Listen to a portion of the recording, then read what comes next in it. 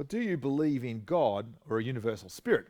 So was the question in a 2007 Pew Research survey. They surveyed 35,000 people over the phone with the question, do you believe in God or a universal spirit? And 92% said yes. But is this belief in existence the same as knowing or being in a relationship with God or this universal spirit? Take, for instance, my belief in Barack Obama. I believe in his existence. But is that the same as knowing him?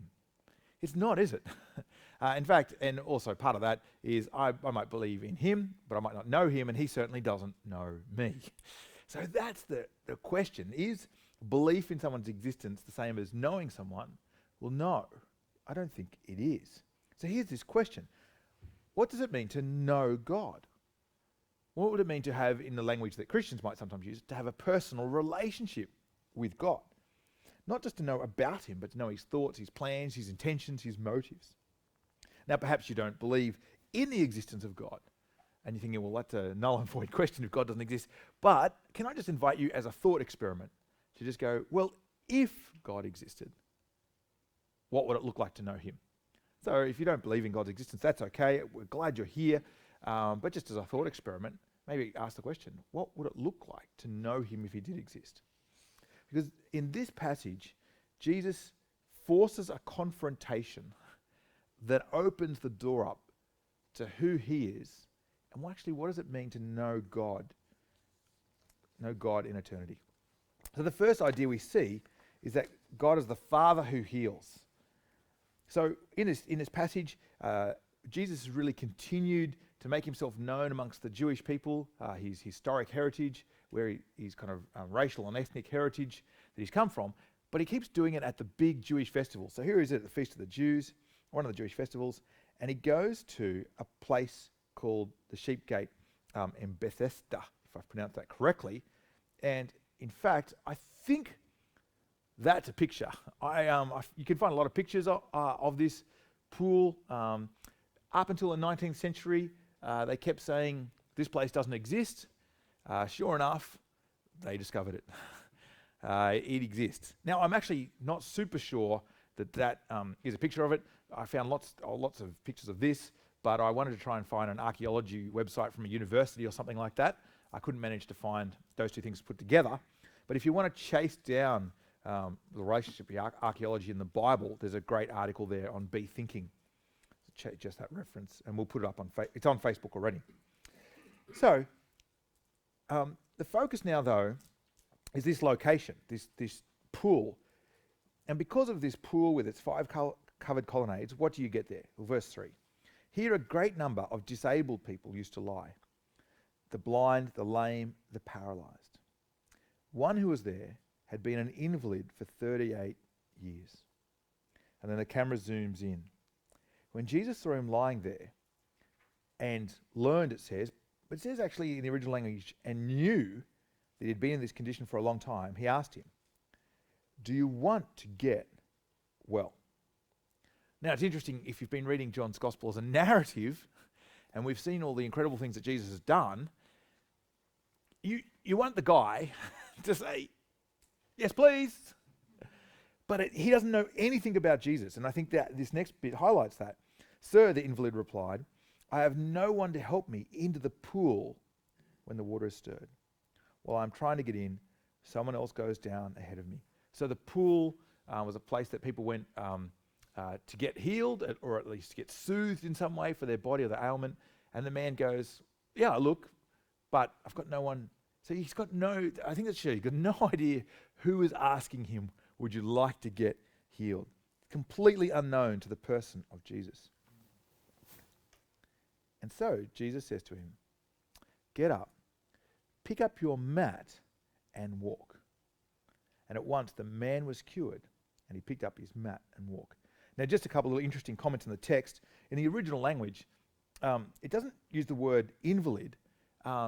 It actually uses the word anthropos, or man, with a weakness. And whenever it references disabled people, it's interesting, it uses the word, it talks about them as people primarily. It uses the word anthropos, anthropology, again and again. Throughout this passage, it keeps saying the man, the man, the man. Just a really interesting aside, it asserts his dignity, even with his weakness and brokenness. He is fully human, which is one of the things we recognize in the language. That's why we've kind of said, you don't call people disabled, because it sounds like, they're not fully human. What's interesting, the ancient scriptures are asserting his full humanity all the time. So, what happens? Well, sentence 9, or halfway through, the day on which this took place was a Sabbath, and so the Jewish leaders said to the man who'd been healed, "It's the Sabbath, the law forbids you to carry your mat." Isn't that interesting? It seems to me, it doesn't tell you where he was at this time, but it seems to me that they know that it's his mat. It's your mat that you've probably worn out lying on for the past 38 years. So instead of saying, "Hey, give us a twirl. I can't believe it. Here's this guy who's for 38 years hasn't been able to walk. Now he can walk. He couldn't even get in the pool by himself. He's walking." And what do they say? No carrying mats on the Sabbath, right? So really interesting contrast between how they view what's happened and how God views it. And he says, "Well, it's not my fault." I love that classic version of blame. It's not my fault. The man who made me well said, "Pick up your mat and walk." So he doesn't even celebrate who Jesus is. Again, he just goes, "Hey, look, it's not my fault. Someone told me to pick up my mat and walk. He made me well. But the mat thing, right? It's just about the mat." Sentence 12. So who is this fellow? The man had no idea, because Jesus had slipped away into the crowd, was there. So it's interesting, isn't it? Where is it happening? It's happening at the pool of Bethesda, I take it. I don't know if they saw the miracle, but that's where everyone used to gather to lie on their mats because they were sick. And here's this man who's now walking with his mat. But what's interesting is, look what Jesus says to him. Later, Jesus found him at the temple and said to him, "See, you are well. Stop sinning, or something worse may happen to you." The man went away and told the Jewish leaders that it was Jesus who'd made him well. There's a real ambiguity about this guy. He's very quickly to not take anything on himself, pointing to Jesus as the one responsible. Again, when he discovers it's Jesus, the comment he makes is to tell the Jewish leaders that it was Jesus. He's distancing himself from Jesus. And I think that is the clue to what's going on when he says, "Stop sinning, or something worse might happen to you." So it's a bit of a debate about what this means. But I think the key is in John's Gospel. See, how is sin defined in John's Gospel? It's defined this way. Whoever believes in the Son, and that's not believe in his existence, but trust or rely on him, has eternal life. But whoever rejects the Son will not see life, for God's wrath, God's anger, remains on him. So I think the challenge that Jesus lays before this man with "stop sinning" is he doesn't know who Jesus is to start with, and even when he discovers who he is, how does he respond to him?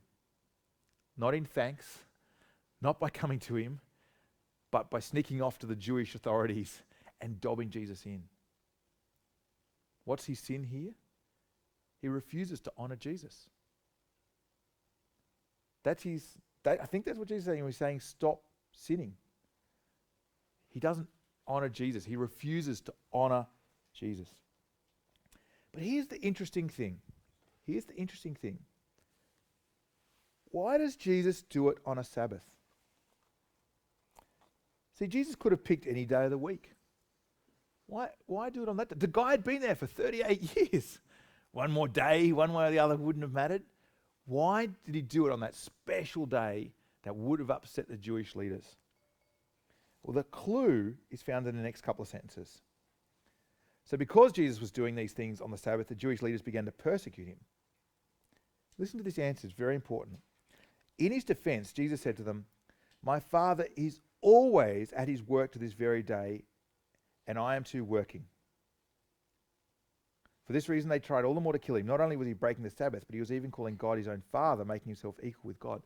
See, the two things go together there. In the Old Testament, God rested on the seventh day from his work of creation.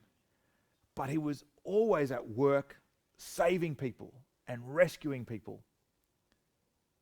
Now, no Jew was allowed to work on the Sabbath. But by Jesus saying, the Father, the Creator, he works on the Sabbath. Therefore, I'm allowed to work on the Sabbath. He's actually, you can see why they get so upset. He's claiming, that's how they read it. They say he's claiming to be God. He's claiming to have the same, just as God works on the Sabbath, he's over and above the laws. He doesn't have to keep the laws because he made the laws. Jesus saying, I fit into that category. I'm the man who doesn't fit under all the other categories that God gave to every other person in humanity. Because he's my Father. Now the Jews would have been shocked at that. They sometimes said collectively, God is our Father. You can find a couple of Old Testament verses where collectively they might have described God as Father. But then for Jesus as an individual to say, my Father is working and so I must work. See, this identification is really incredible. It's one-to-one identification. That's how the Jews read it. See that in Sense 18? He was making himself equal with God. Think about that for a moment. Here's my children. That's Rowan on the left, he's the oldest, and then Xavier with the dark shirt in front of me, and then Kai and Liam. 4 boys, my lovely wife. We were all standing on a small rock in a park in Dubbo, and we were all balanced on it, trying to hold each other up. And then we said, we should get a photo. My poor wife, someone had to get off.